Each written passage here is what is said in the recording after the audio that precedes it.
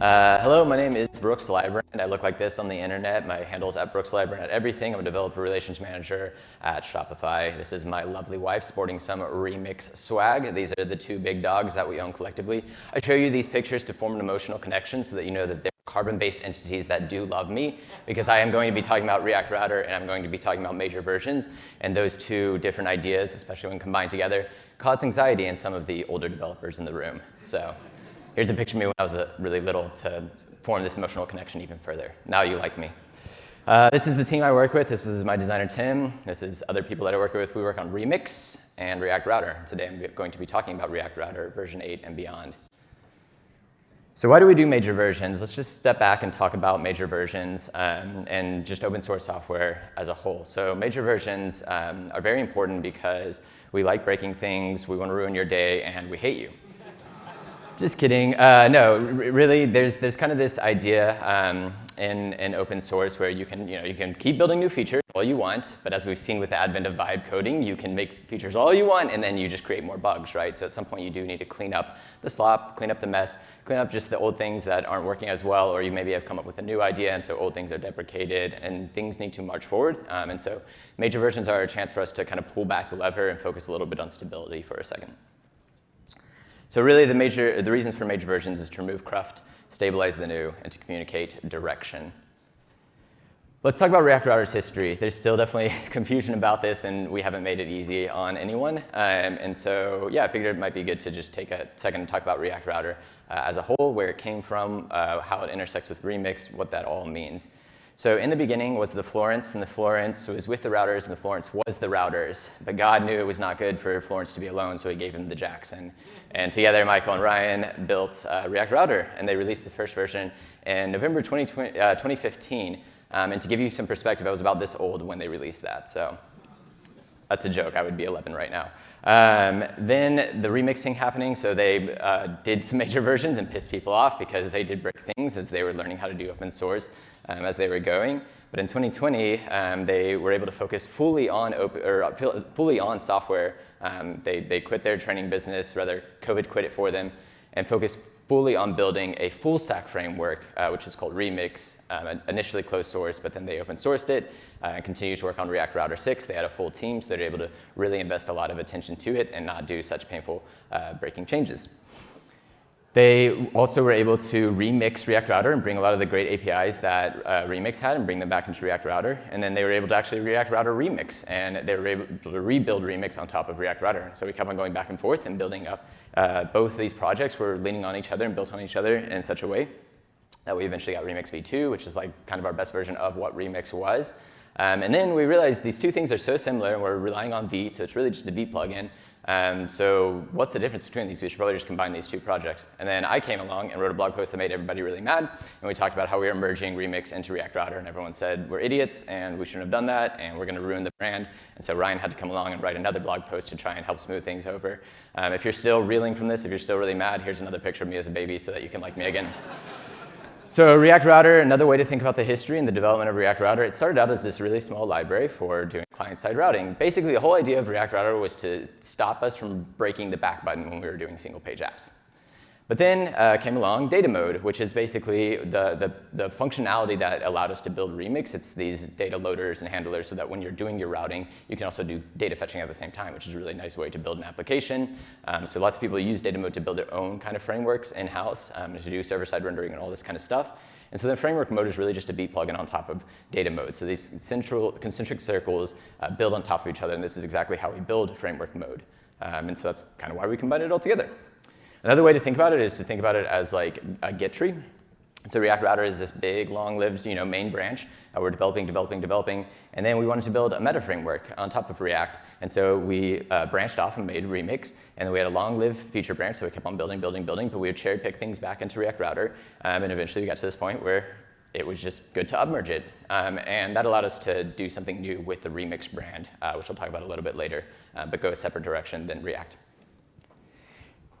React Router framework mode seems to be doing pretty well. NPM download numbers are kind of, they're fun to look at, but don't take like too much interest in them. Don't keep ogling them every day. That's not really good for your mental health. But they're good for directionality. So we've hit over 100 million, or sorry, over 1 million weekly downloads on React Router like framework mode, which is really cool. As you can see, Remix has kind of the old version has like plateaued, which is great. So this is not just like adoption. This is also new adoptions. Of course, this is totally dwarfed by how many people actually use React Router, which is like over 40 million weekly downloads. So yeah, React Router is still very popular, going to be here for a while, and we're going to continue investing in it, which is why we actually switched to an open governance model.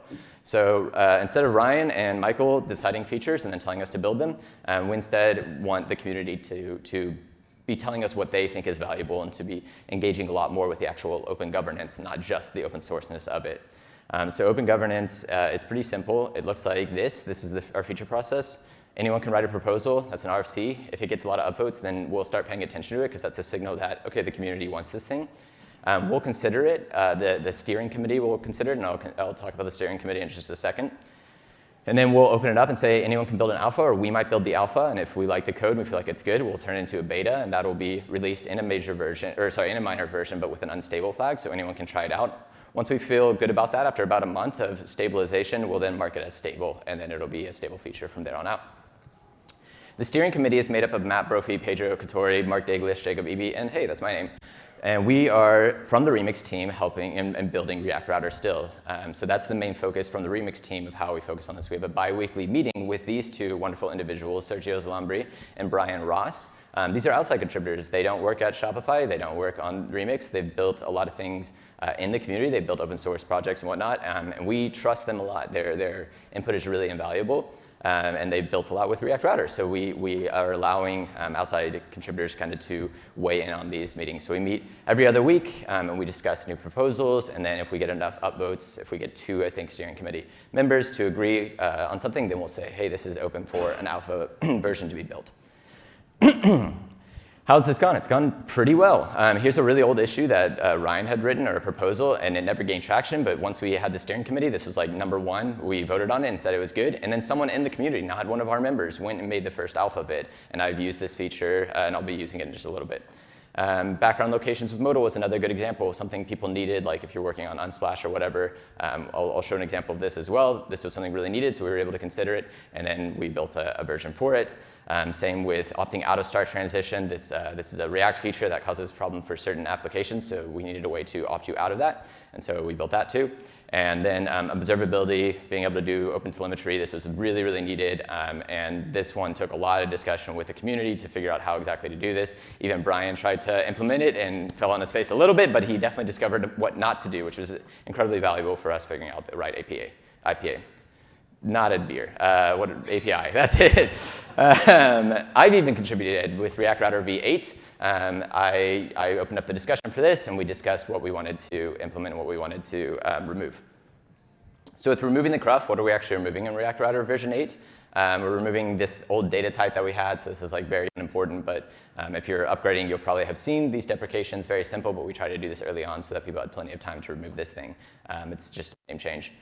We are making Node 22 the minimum version. We always take the LTS version of Node and we make that the minimum. That point 12 is very important because that allows us to drop CJS builds and go ESM only and keep moving the ecosystem forward. We're also making React 19 the minimum version going forward, and React 8, again, just moving everything forward. This helps us. Honestly, if you're upgrading, you're not going to experience much. 18 to 19 is very easy, but internally, in order to make 18 and 19 both viable React options, it's actually a lot more work internally. So this allows us to remove a lot of complexity internally, which is great. And then we're also making Beat 7 the minimum supported version so that we can use the environments API. We can lean on that. That's pretty much all we broke, except for the fact that we have future flags. So if you're not familiar, future flags in React Router are a way to they're a way for us to give you new features that do have breaking changes, but allow you to opt into them so that you can opt into them over time. And you don't have to wait until the new major version and do everything all at once. So we only have a few future flags. We have the Beat environment API. That one's pretty simple. Split route modules, probably not going to experience a big breakage there. And I'll talk about it in a second. Middleware, that has some breaking APIs, but there's a way to like upgrade it to where you don't even have to break anything. So you can check out the docs on that and then pass their requests.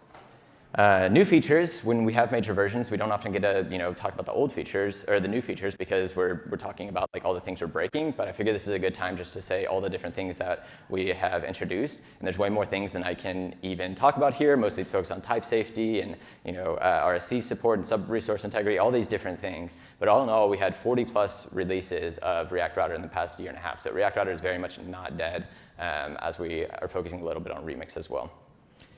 So I know, we're basically vibe coding everything all the time right now, right? But I figured, it'd be good to maybe get in the code a little bit, go old school, and just see how some of these features work. Is that cool? Can I code a little? All right, cool. So the first thing I need to do is I need to run the dev server on this one so we can see it. So we have this problem, if you're familiar with React Router, we have all these like special exports for our route modules in the framework mode.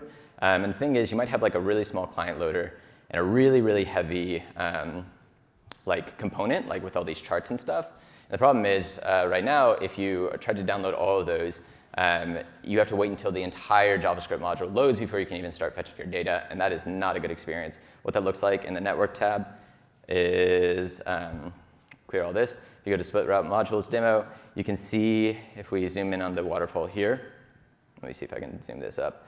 We have to wait until, hold on, let me do that one more time. There we go. We have to wait until the entire route downloads all its JavaScript before it kicks off the fetch and then actually fetches the data. So that's not great, but with just the flip of a single split route modules flag, and we start the prod server. Now it splits up that route into a bunch of different little chunks, which is really cool. So like the client loader is able to load on its own, and the composer is able to load on its own. It can kick off that data request as soon as the client loader is finished. This is really valuable for like really like the Shopify admin, something that's really, really client heavy and has a lot of client loaders. This is actually the inspiration for us making this. So this is a nice little feature that you should get for free. And the upgrade is very, very simple. You could turn it on today. All right, let's talk about middleware. So middleware was a long requested feature. I gotta go to this one. Long requested feature. We wanted a way that you could kind of interject, like when a request is happening, so you could do some work before all your loaders load, and then you could set up some context so that each loader could read into that. So right now I have this really dumb example where we're just counting how many times you've reloaded this document, via either a document or a client-side request. And so right now to do that, let me go to this one. Right now to do that, we're just doing it inside of a loader. And it's kind of annoying because you have to, we're using a cookie for this, and you have to set the header every single time inside your loader. And so if you wanted to share this logic across different loaders, you'd have to set the cookie in every single loader. That's kind of a weird experience. Plus, you don't have a shared context in which other loaders can talk to each other. So we're going to use middleware to make this better. So the first thing to do is turn on the middleware. And then the next thing to do is we're going to set up our state. There we go, or our context rather. And here we can just read from the context. Oops, not is context, context. And this is already type safe, which is really great. And if this context hasn't been set up, we'll get an error on this side, so it'll just throw. So let's go ahead and set up that context. So we're going to set up the middlewares, and then this analytics middleware, perfect. She's going to write it all for me, which is great. So we are using AI, I guess, a little bit. But basically, your middleware, it's type safe with this route little type that we have. You get a request, you get context, and then you can call next whenever you want to process the next request. So here we can create our state, we can set it in context, and here we're just reading from it in context, which is awesome. So this still works exactly as it did before. And now instead of setting the header down here, we can go ahead and set it up here. So we can say the response is the wait next, and then response is, yep, there we go. We're going to append the cookie there and just return the response. And we can pretty much just delete all this stuff and make our loader really just focused on loading data and not setting cookies. Great, so that works perfectly. That's exactly what we want. All right. With this example, it doesn't work exactly. Those other numbers are not going up. We want all numbers to go up all the time, always, no matter what. And so we want to differentiate between document requests and client-side requests. This is not something you could do in React Router before, but now it's super, super easy. So we're just going to pull in the V8 pass-through requests. And this changes our request URL. So I'm going to just console log this so we can see it. So now if I reload the document, you can see it's middleware dash context, but if I reload like a client-side loader, you actually get this .data. This is how React routers worked for a long time. You kind of need to have this differentiation when you're doing server-side rendering, but then you're hydrating and doing a spa router on top of it. So we had this before, but you as a user didn't have a really good way to distinguish between those, but now you do. You have a very, very easy way to do it, which is super cool. So you can get the path name out of the URL, and then if it ends with data, we'll +1 on the client views, otherwise we'll do the document views, and now all the numbers go up like we want, and now we're gonna be rich because we can distinguish between these two. Awesome. All right, what's next? And yeah, definitely running out of time. All right, fetcher reset and should revalidate. So with fetchers, if you're familiar with fetchers, they're really cool in React Router. You can fetch them, you can hold state, you can send back state with the fetcher, you can see the progress of how your fetcher is going. We also added a feature, I'll just talk about really quickly, with fetchers, where you can actually give a key to a fetcher, and so anytime this fetcher, or any fetcher is used with that key, they're all sharing from the same state, which is really nice way to coordinate different fetchers. So I'm using this one in multiple places, which is why I have it exported here. So that's just a throwaway, that's just a gimme, you got that one for free. And so with the fetchers, we have this create an issue example. So we're going to say new issue, blah, blah, blah. We're going to create something. And here I want this little like dialogue thing to pop up, this little toast to pop up. But if I go between these different ones, it's still there, which is kind of nice because I want to hold that state. But I need some way to dismiss it. So before, you didn't really have a good way to programmatically dismiss a fetcher, but we've made that really easy. So with an on-click, you can just say fetcher.reset. It's super easy like that, which is great. So we're going to do another one. And now we can just dismiss it. Or if we view it, we can view it, which is great. So you didn't have that before, and it's just a little nice feature that we added. Another nice feature that we added, and this was one that was contributed by someone outside of our team through that proposal process that I showed, is with default revalidation. So by default, if I go between these different pages, I'm reloading the data every time. Sometimes that's what you want, sometimes it's not what you want. Sometimes you only want to load, or you want more control over loading the data. We've always had an export called default should revalidate, but now we allow you to have a call site should revalidate option. So with all these nav links, I'm just going to say default should revalidate is false. So the default experience is false. And there's other ways to override this that I'm not going to get into because I don't have enough time. So you have a little bit more focusability on this. And so if I give this a refresh and clear these, every time I go between these, I'm just reloading the favicon because that's how that works. But I'm not reloading the data, which is really nice. So we've given you a little bit more fine-grained ability to change that. Cool. What's this next one? Link masking, link masking is a long requested feature, so sometimes you have this experience where you want to pull up a modal, but if you shared this link with someone or you refresh, you want it to go to the full page, right? So right now if I refresh, it's still the modal experience, so that's not great. So the way that we solve this one is we gave you one little thing on your links and your nav links and whatnot, where you can say mask equals whatever you want the URL to look like in the URL, even though really the two underneath, it's being masked. It's actually going to this query param. So what does this look like in practice? If I click the button, now you can see it's no longer a query string, it's actually a full URL. So now if I refresh, I get to the full page. So just this one little feature was like many years, several months and maybe even years in development. But it's very nice, and we're happy with it. The last one is instrumentation. I'm not going to talk about this too much because I don't want to do a coding example of it because it's too hard. But basically, you have all sorts of ways to intersect different like routes, operations, errors, actions, etc. And this is just through a simple little instrumentations array that you can set up all these different instrumentations. And on each side of them, you have client and you have server instrumentations. You get a handler, and you can instrument and record all these events. You can whenever a route is loading, you can call, you get control over when you call the loader, so you can set up timers to say how long the loader took. So you get all this kind of ability to create these really sophisticated instrumentation details. So just another nice improvement. Sweet. Oh yeah, I forgot to mention that I did build all these examples with AI, and the way I did that is we have some skills, and they're really easy to use, and they're really nice, and so I just plugged the skill in, and I knew exactly what to do, and it didn't get confused with the other versions of React Router. So if you're concerned about it thinking that you're in data mode when you're in framework mode, pretty solved issue. All you have to do is ask your LLM, hey, give me some skills for React Router, and it will figure out how to find them for you. Okay, RSC, I didn't really talk about RSC much, so I'll talk about it now, because I have so much time to talk about it. That's a lie. So RC is really easy to use. So the way that you add it is, right now this is unstable, but soon it'll be stable. you just add this different plugin, and then you're going to also import the RSC plugin and the React plugin. And then you're just going to add these, and now it works. Oh, we got to make sure before I embarrass myself. All right.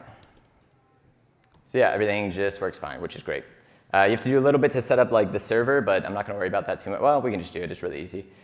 You just delete a bunch of things. And then you say, yeah, you do that. You do server build, and then here, oh, I deleted too many things. This is why you don't live code. Yeah, that was it. Okay, you just take the server build, and you just do server build.default.fetch. Cool. So it's really easy. Just read docs or ask your LLM too. Let's be honest, no one's reading docs, right? So yeah, I didn't change anything. This actually isn't using server components, but I'm now enabled to use server components if I want, which is really great. So what does this look like? I have a good example where we're using suspense. Aurora showed us like how to use all these awesome features. So now you can use whatever you want. So in this example, we have this crazy thing where we're like sending down a promise and whatnot. So we can just, instead of doing that, we can just pull this up. And we're just going to render the loader data. And so inside of our loader, we can just get rid of that. And we can return this thing instead.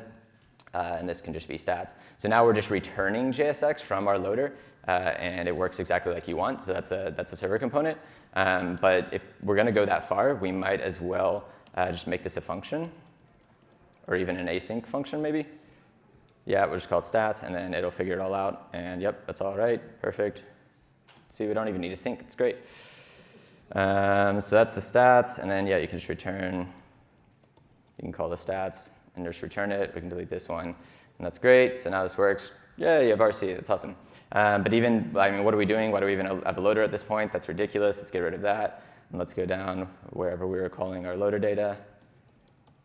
And here we can just call stats. Awesome, it works, yeah. All right, cool, so you have RSC. This is our store that's built entirely on RSC, and this one even uses the actions, like server actions, as well as server components, so you have the full capability of it. This is React Server Components fully, so if you go to like a page, you can see a little, yeah, there we go. And then if I add to cart, I'm gonna clear this and add to cart, this is an RSC payload that you got back. So this is completely built on React Router server components. So we're very, very close to stabilizing that. We've been working on it for a while, but it's exactly how you would expect it to work. It's exactly how the docs of React want RSC to work. So yeah, that's there. Yeah, communicating direction, that's the final piece of why we do major versions, or the beyond part. And the nice thing about server components, even if you don't use them, I really don't use them a lot, they're actually making things a lot simpler for us. So the amount of work that we have to do to make framework mode is so much smaller because React server components and all the protocols and whatnot kind of swallow all that up for us, which is really, really awesome. So that's React Router. It's coming out next month, version 8, that is. You may be wondering, what about Remix? You're wearing a Remix shirt. When's that coming? If you promise not to, well, if you promise if what I'm about to say is a lie, to only yell at me and no one else on my team, then I'll let you know that we are planning on releasing our beta next week. And you also may be wondering, well, you're talking about these two different projects. How do I decide which one I want? So I made a flowchart. I know I'm over time, but this is worth it. Do you need something stable and battle tested? Just pick React Router. It's already stable and battle tested. It's 12 years old. It's great. Please use it. We are continuing to develop it. We have the steering committee. I could not have made this talk if we were not releasing really awesome stuff in it. But if not, the next question is, do you want to use React and have full control over whichever of its features you need to use? React Router is an awesome, awesome, awesome library for that and framework for that. It's built on React. It will always be built on React. It will always use all of the React features. That is like our commitment. We're not going to try and steer away from React. We're going to try and adopt what React has and make it as best as we possibly can. But maybe you don't care about React necessarily, or you're open to something different. I know we're at a React conf, so like kind of controversial, but whatever. Maybe you're not so sure. Well, the final question I would have is, do you think that the advent of agentic coding means that React is the last framework trademark and there's no point ever trying to think again, and you should just go with the status quo because of training data, and nothing can ever be improved upon or explored in the field of software development ever again? If you think that statement's true, then yeah, just use React Router. It's good. It's done. It's already in the training data. You're good. Otherwise, maybe give Remix a look. Thank you so much.